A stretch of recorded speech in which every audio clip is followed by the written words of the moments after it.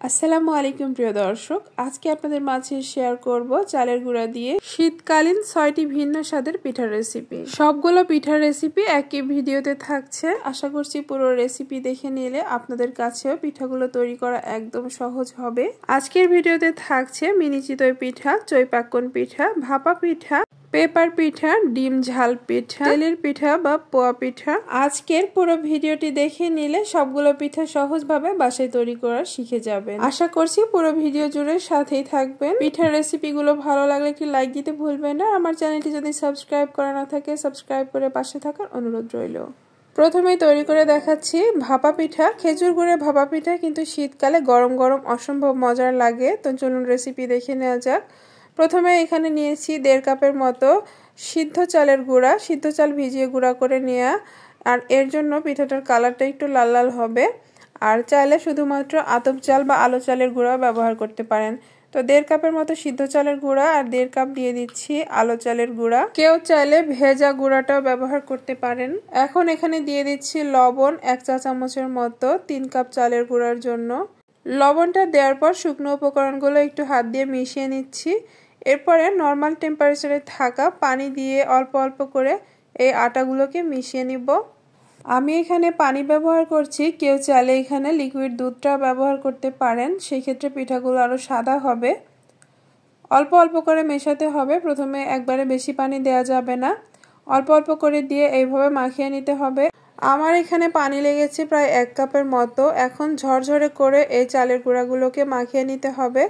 এমনভাবে মাখাতে হবে যেন কোথাও কোনো শুকনো আটা না থাকে। ঝরঝরে করে মাখানো হয়ে গেলে এটা হাতের মধ্যে একটু মুঠো করে দেখতে হবে। যদি মুঠোটা দলা বেঁধে থাকে তাহলে বুঝতে হবে আপনার মাখানোটা পারফেক্ট হয়েছে, আর যদি অল্পতেই ভেঙে যায় তাহলে বুঝতে হবে আরও কিছুটা পানি লাগবে। তো আমার এখানে আটা মাখানোটা একদম পারফেক্ট হয়েছে। এগুলো এখন চালনা দিয়ে চেলে নেবার পালা। আমি একটা মোটা ছিদ্রযুক্ত স্ট্রেনার দিয়ে চেলে নিব। কেউ চাইলে প্লাস্টিকের ঝাঁকা কিংবা বাঁশের চালনা দিয়েও চেলে নিতে পারেন। মোট কথা এটাকে চিকন দানা করে ঝরঝরে করে চেলে নিতে হবে। চেলে না নিলে কিন্তু কখনোই পিঠাগুলো পারফেক্ট হবে না। সবগুলো ভেজা চালের গুঁড়িগুলো এইভাবে ঝরঝরে করে চেলে নিতে হবে, তবে কিন্তু পিঠাগুলো পারফেক্ট হবে। আর ভাপা পিঠা তৈরির জন্য ভাপা পিঠার জন্য যে বাজারে কিনতে পাওয়া যায় ছোট ছোট এরকম ঢাকনার মতো, তো সেগুলোতেই আমি পিঠাগুলো তৈরি করে নিব। প্রথমে এক স্তরে এই চালের গুঁড়োটা দিয়ে দিলাম, দিয়ে পাতলা করে নিয়ে এরপরে দিয়ে দিব স্বাদ মতো খেজুরের গুড়। কারো হাতের কাছে গুড় না থাকলে কিন্তু একই প্রসেসে চিনি দিয়েও করতে পারবেন, তবে শীতের সময় খেজুর গুড়ের পিঠাটাই বেশি মজা লাগে। এরপরে দিয়ে দিচ্ছি পছন্দ মতো কোরানো নারিকেল। নারিকেলটা দেওয়ার পরে এই পর্যায়ে চালের গুঁড়াগুলো আবারও দিয়ে আলতোভাবে ফেলে উপরে দেখার সৌন্দর্যের জন্য আরও 2 পিস গুড় দিয়ে দিচ্ছি। দিয়ে আবারও একটু চালের গুঁড়ি দিয়ে আলতোভাবে চেপে এরকম সমান করে নিব। কেউ চাইলে বাটি সমান করে পিঠাগুলো তৈরি করতে পারেন। আমি একটু উঁচু রাখছি যাতে নিচের দিকে উঁচু থাকে আর উপরের দিকেও ডিজাইনটা একই রকম হয়। তো এইভাবে করে বাটির সাইডগুলোকে মুছে নিতে হবে। আজকের এই ভাপা পিঠা তৈরির জন্য আমি কোনো কাপড়ের ঝামেলায় যাব না। মিষ্টি বা ফলমূল কিনলে যে নেটগুলো পাওয়া যায় সেই নেটগুলোই কিন্তু আজকে পিঠা তৈরির ক্ষেত্রে ব্যবহার করব। এগুলো নতুন আমার বাসায় কিছু আনা ছিল, তো এগুলো দিয়ে পিঠা তৈরি করছি। আর আরেকটা নেট আমি পাতিলে বেঁধে নিয়েছি, আর ভিতরে কিছুটা পানি দিয়ে ফুটিয়ে নিয়েছি। আর আগে থেকে পিঠা তৈরি করছিলাম, তো এই পর্যায়ে আপনাদেরকে একটু দেখিয়ে দিচ্ছি। আর এইভাবে পাতিলের মুখে নেট বেঁধে নিলে কিন্তু পিঠাগুলো খুব অল্প সময়ে হয়, আর অন্যান্য পাতিলের ঢাকনা কেনার ঝামেলা থাকে না। তো আলতোভাবে ঢাকনাটা উঠিয়ে নিলাম। কিভাবে বসিয়েছি আপনারা নিশ্চয়ই দেখতে পেয়েছেন।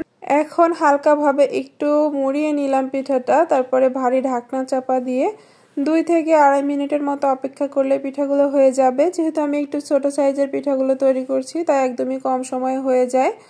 আর পানিটা ফুটে আসলে চুলার আঁচটা মিডিয়াম রাখলেই পিঠাগুলো হয়ে যায়। তো পিঠাটা এরকম চাপ দিলে দেখবেন যদি শক্ত হয় তাহলে বুঝবেন হয়ে গেছে, আর যদি চাপ দিলে ভেঙে যায় তাহলে বুঝবেন কাঁচা রয়েছে, তখন আরও কিছুক্ষণ ভাপিয়ে নিলেই হবে। তো এভাবেই আমি সবগুলো ভাপা পিঠা তৈরি করে নিব। আর একদম সহজ লাগে এভাবে ভাপা পিঠা তৈরি করলে, আর সময় লাগে একদম কম। শীতের সকালে কিংবা সন্ধ্যায় এরকম ধোঁয়া ওঠা খেজুর গুড়ের ভাপা পিঠা কিন্তু অসম্ভব মজার হয়ে থাকে। সিদ্ধ চালের গুঁড়া ব্যবহার করার কারণে পিঠাগুলো একটু লাল লাল ভাব হয়েছে, তবে কিন্তু এটা স্বাস্থ্যের জন্য খুবই ভালো।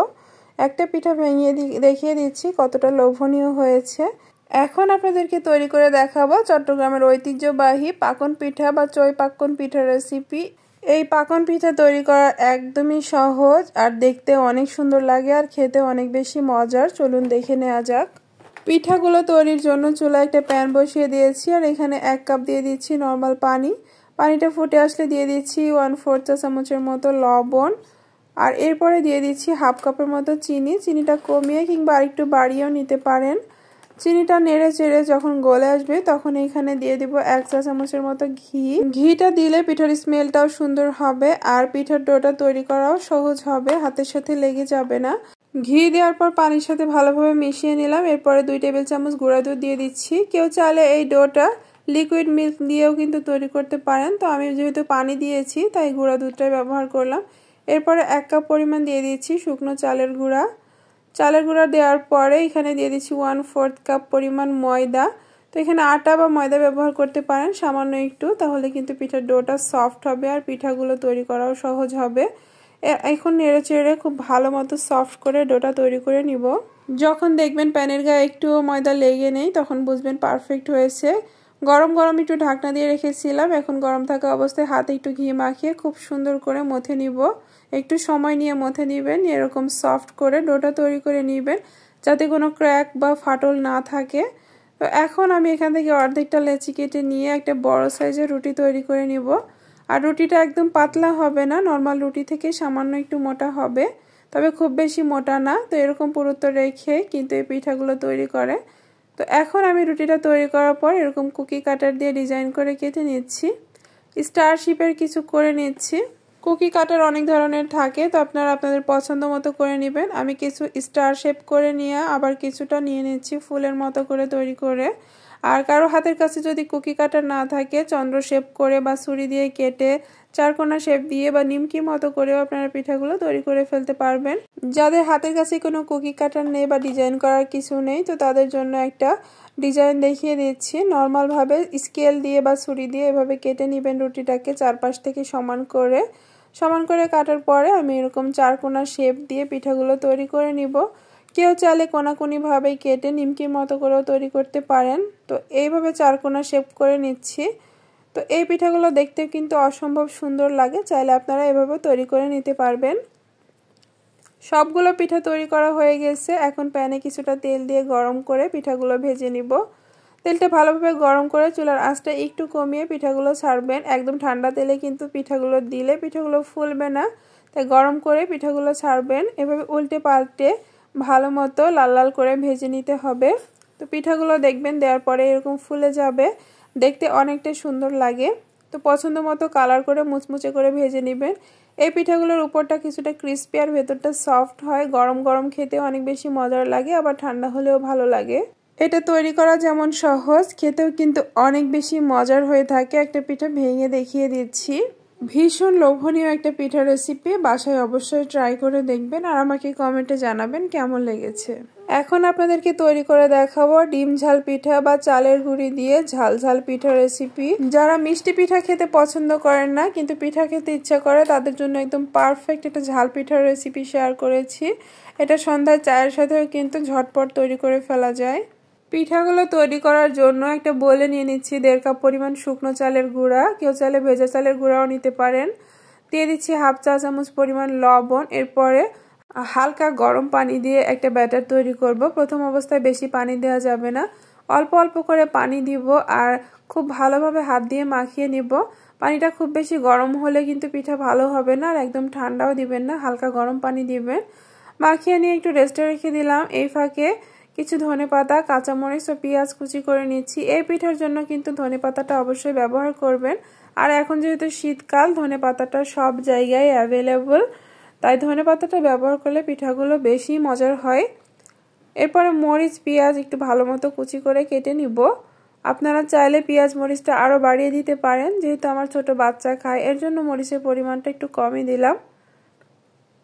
এরপরে এগুলোকে উঠিয়ে নিয়ে সেই মাখিয়ে রাখা চালের গুঁড়ার ব্যাটারের মধ্যে সরাসরি নিয়ে নিচ্ছি।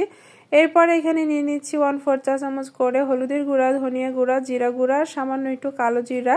এখন দিয়ে দিচ্ছি 1 চা চামচ পরিমাণ আদা রসুন বাটা। এটা দিলে ডিমের গন্ধটা থাকবে না, খেতেও ভালো লাগবে। 1.5 কাপ চালের গুঁড়ার জন্য 2টা ডিম দিয়ে দিচ্ছি। আর এই পরিমাণ চালের গুঁড়ার জন্য 2টা ডিমই যথেষ্ট। আপনারা যদি বেশি পরিমাণ তৈরি করতে চান সেই ক্ষেত্রে ডিমের পরিমাণটাও কিন্তু বাড়িয়ে নেবেন।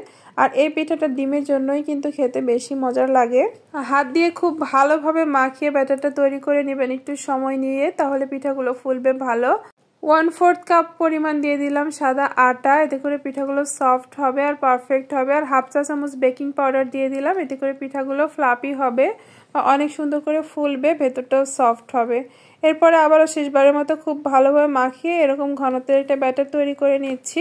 এটা খুব বেশি পাতলা বা খুব বেশি ঘন করবেন না, তাহলে পিঠাগুলো ভালো হবে না। ছোট্ট একটা লোহার কড়াইতে তেল দিয়ে ভালো মতো গরম করে নিয়েছি। ভালো মতো গরম করে চুলার আঁচটা একটু কমিয়ে নেবেন। যে কোনো পিঠা তৈরির ক্ষেত্রে আসলে এই নিয়মটা ফলো করতে হবে। এরপরে পিঠার ব্যাটার পছন্দ মতো দিয়ে পিঠাগুলো তৈরি করে নেবেন। ছোট কিংবা বড় করে তৈরি করে নিতে পারেন আপনার পছন্দ মতো। 3 থেকে 4 মিনিট সময় নিয়ে পিঠাগুলো লাল লাল করে মুচমুচে করে ভেজে নেবেন, এতে করে ভেতরটাও কুকড হবে। একইভাবে সবগুলো পিঠা ভেজে তৈরি করে নিলাম। এখন পরিবেশন করে আপনাদেরকে একটু ভেঙে দেখিয়ে দিচ্ছি। এই পিঠাগুলো গরম গরম খেতে অসম্ভব মজা লাগে। সন্ধ্যায় চায়ের সাথে কিন্তু ঝটপট তৈরি করে ফেলতে পারবেন ঝাল ঝাল এই মজাদার পিঠা রেসিপি। এখন তৈরি করে দেখাবো তেল ছাড়া নারিকেলের পুর দিয়ে পেপার পিঠা বা নারিকেলের ভাজ পিঠা। পিঠাটা তৈরি করা একদম সহজ। যারা তেল ছাড়া পিঠা বা হেলদি রেসিপিতে পিঠা খেতে চান তাদের জন্য আজকের এই রেসিপি।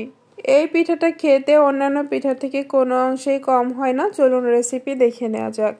আজকের পেপার পিঠা তৈরির জন্য একটা বোলে নিয়ে নিয়েছি 1 কাপ পরিমাণ চালের গুঁড়া। এখানে শুকনো চালের গুঁড়া অথবা ভেজা চালের গুঁড়া যে কোনো একটা নিলেই হবে। 1/3 কাপ পরিমাণ দিয়ে দিচ্ছি আটা অথবা ময়দা দিলেও হবে। এরপর এখানে দিয়ে দিচ্ছি 1/2 চা চামচ পরিমাণ লবণ। শুকনো উপকরণগুলো একটু মিলিয়ে নিচ্ছি। এরপর এখানে দিয়ে দিব হালকা কুসুম গরম পানি। একদম ঠান্ডা না, হালকা কুসুম গরম, খুব বেশি গরমও না। হ্যান্ড হুইস্ক দিয়ে ভালোভাবে একটু মিশিয়ে নিচ্ছি। আর একবারে সব পানি দিয়ে দেওয়া যাবে না, অল্প অল্প করে পানিটা মেশাতে হবে।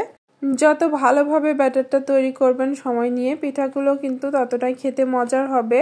আবারও একটু পানি দিয়ে দিলাম। তো পানির পরিমাণটা আর বললাম না, মোটামুটি পাটিসাপটা পিঠার ব্যাটারের মতো ঘনত্ব হবে। আমি ঘনত্বটা দেখিয়ে দিচ্ছি, ঠিক এরকম হবে। তো এখন তৈরি করে নিব পিঠার জন্য নারিকেলের পুর। 1 কাপের বেশি নারিকেল আর 1/2 কাপের একটু বেশি দিয়ে দিচ্ছি খেজুরের গুড়। চুলাটা অন করে দিয়েছি। সামান্য একটু তেজপাতা, দারুচিনি আর একটা সাদা এলাচ দিয়ে দিলাম। এরপরে নেড়েচেড়ে হালকা আঁচে এই নারিকেলের পুরটা তৈরি করে নিব। নারিকেলটা খুব বেশি ড্রাই করব না, সেদ্ধ হওয়া পর্যন্ত অপেক্ষা করব। বেশি শুকিয়ে নিলে কিন্তু পিঠা তৈরি করতে অসুবিধা হবে। ঝরঝরে থাকা অবস্থায় নামিয়ে নিব। মোটামুটি নারিকেলটা সেদ্ধ হলেই হবে। আমি গুড়টা একটু বেশি দিয়েছি, আপনারা আপনাদের পছন্দ মতো কমিয়ে কিংবা এরকম ভাবেই দিতে পারেন। ওই যে চালের গুঁড়ার ব্যাটারটা তৈরি করেছিলাম সেটা আরো কিছুক্ষণ ফেটিয়ে এরকম ফেনা ফেনা বা বুদবুদ তৈরি করে নিব। আর এরপরে এখানে তেল ব্রাশ করার যে ব্রাশগুলো থাকে এগুলো দিয়ে পিঠাগুলো তৈরি করব। ব্যাটারে ডুবিয়ে ডুবিয়ে শুকনো প্যানে এভাবে করে তৈরি করে নিচ্ছি। দেখেই বুঝে নিতে হবে। প্যানে কিন্তু তেল মাখাতে যাবেন না, তাহলে পিঠাগুলো তৈরি করতে পারবেন না, উঠে আসবে দেওয়ার সাথে সাথেই। এরকম চারকোনাভাবে দেওয়ার পরে মাঝখানে নারিকেলের পুরটা কিছুটা দিয়ে দিচ্ছি পছন্দ মতো। এখন চারপাশের যে 4টা অংশ রয়েছে সেটা এভাবে ভাঁজ করে পিঠাগুলো তৈরি করে নিব। তেল ছাড়া হেলদি উপায়ে পিঠা খেতে চাইলে কিন্তু এই রেসিপিটা তাদের জন্য। তৈরি করাটাও একদম সহজ আর কোনো পিঠার থেকে খেতে কিন্তু কোনো অংশেই কম স্বাদ না। তৈরি হয়ে গেল সবগুলো পেপার পিঠা। আমি একটা পিঠা আপনাদেরকে ভেঙে দেখিয়ে দিয়েছি কতটা লোভনীয় হয়েছে। পিঠাটা তৈরি করা যেমন সহজ আর খেতেও কিন্তু অসম্ভব মজার। অবশ্যই বাসায় ট্রাই করে দেখবেন। এখন তৈরি করে দেখাবো নারকেল ও খেজুর গুড় দিয়ে পোয়া পিঠা বা তেলের পিঠা। ফুলকো ফুলকো এই তেলের পিঠাগুলো খেতে কিন্তু অসম্ভব মজার হয়। অনেকেই কিন্তু পারফেক্টভাবে ব্যাটার তৈরি করতে পারেন না বলে আপনাদের পিঠাও পারফেক্ট হয় না। আর পারফেক্ট হয় না জন্য অনেকেই হয়তো বাসায় তৈরি করে খেতে চান না। তবে আজকের এই রেসিপিটি ফলো করলে আপনারা বাসায় এত সুন্দর করে পোয়া পিঠা তৈরি করে ফেলতে পারবেন। তেলের পিঠা বা পোয়া পিঠা তৈরির জন্য একটা বোলে নিয়ে নিচ্ছি 2 কাপ পরিমাণ শুকনো চালের গুঁড়া। ভেজা চালের গুঁড়াটাও নিতে পারেন। 1/4 চা চামচ লবণ, 2 টেবিল চামচ পরিমাণ দিয়ে দিচ্ছি গুঁড়া দুধ, 1/2 কাপ পরিমাণ দিয়ে দিচ্ছি নারিকেল। এটা ফ্রোজেন করা নারিকেল, কয়েকদিন আগের, চাইলে ফ্রেশটাও দিতে পারেন, খুব বেশি ভালো হয়। 1/2 কাপ দিয়ে দিচ্ছি খেজুরের ঝোলা গুড় বা নরম গুড়। আপনারা চাইলে পাটারিটা পানির সাথে মিলিয়ে জাল করে ঠান্ডা করে ব্যবহার করতে পারেন। এরপরে গরম পানি দিয়ে দিচ্ছি, মিডিয়াম গরম পানি। এটা হাত দিলে সহ্য করা যায় এরকম পানি দিতে হবে। একদম কুসুম গরম বা খুব বেশি ফুটন্ত গরম না, মিডিয়াম গরম দিবেন। আর এটা হাত দিয়ে মাখাচ্ছি, অবশ্যই বুঝতে পারছেন। অল্প অল্প করে পানি দিব আর থকথকে একটা ব্যাটার প্রথমে তৈরি করে নিব। প্রথমে বেশি পানি দেওয়া যাবে না। এরপর এখানে দিয়ে দিচ্ছি 1/3 কাপ পরিমাণ আটা বা ময়দা, যে কোনো একটা দিলেই হবে। আর এই আটা বা ময়দা ব্যবহারের ফলে পিঠাগুলো অনেক সময় ধরে নরম থাকবে। শুধুমাত্র চালের গুঁড়া দিয়ে পিঠা তৈরি করলে পিঠাগুলো শক্ত হয়ে যায়। 2 কাপ চালের গুঁড়াতে এখানে 1/2 কাপেরও কম অর্থাৎ 1/3 কাপের মতো আটা ব্যবহার করলাম। আপনারা এর থেকে কমিয়ে কিংবা বাড়িয়ে তৈরি করলে আপনারা আটা আর চালের গুঁড়ার পরিমাণটা বুঝে তৈরি করে নেবেন। এরপরে হাত দিয়ে খুব ভালোভাবে মাখিয়ে নিব, কষলিয়ে কষলিয়ে। আর পানিটাও কিন্তু অল্প অল্প করে অ্যাড করছি, দেখে নিশ্চয়ই বুঝতে পারছেন। মেশানো হয়ে গেলে একদম শেষের দিকে দিয়ে দিব 1/2 চা চামচের মতো বেকিং পাউডার। বেকিং পাউডার দিলে পিঠার ভিতরটা খুবই সুন্দর হয় আর সফট হয় আর ফুলেও ভালো। খুব বেশি দিতে যাবেন না, এই পরিমাণ আটা ময়দার জন্য 1/2 চা চামচ দিলেই হবে। আবারও অল্প অল্প করে পানি দিয়ে এরকম ঘনতে একটা ব্যাটার তৈরি করে নিলাম। এর থেকে পাতলা কিংবা ঘন করবেন না, ঘন করলে কিন্তু ভেতরটা কাঁচা থেকে যাবে।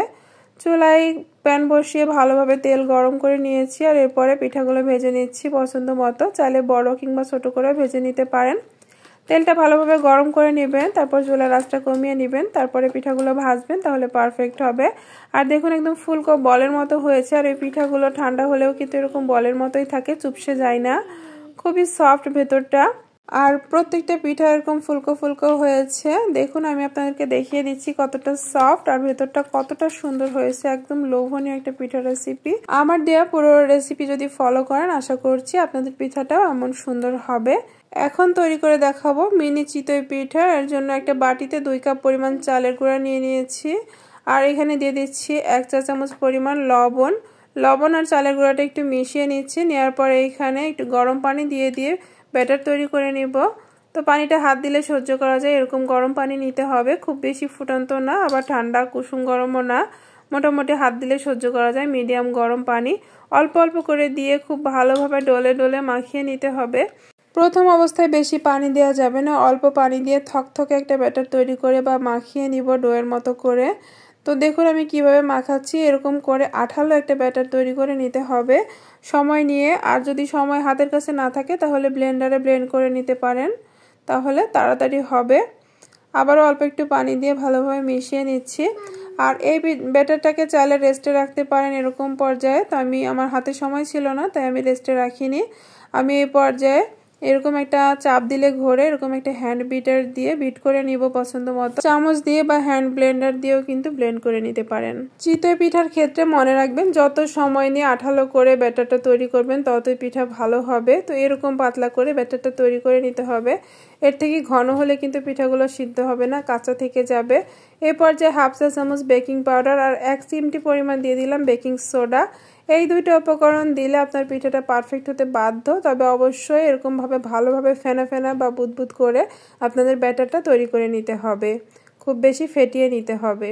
তো এরপরে চুলায় এরকম একটা পিঠার সাজ দিয়ে খুব ভালোভাবে গরম করে তারপর চুলার আঁচটা কমিয়ে পিঠাগুলো তৈরি করবেন।